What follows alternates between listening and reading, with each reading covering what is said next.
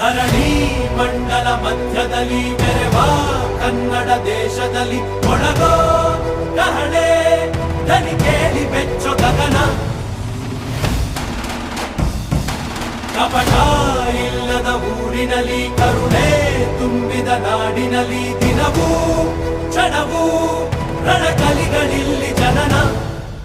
ಕನ್ನಡದಲ್ಲಿ ಉಸಿರಾಡುವುದೆನ್ನದೆ ಕನ್ನಡ ಉಳಿದು ಬೇರೇನಿದೆ.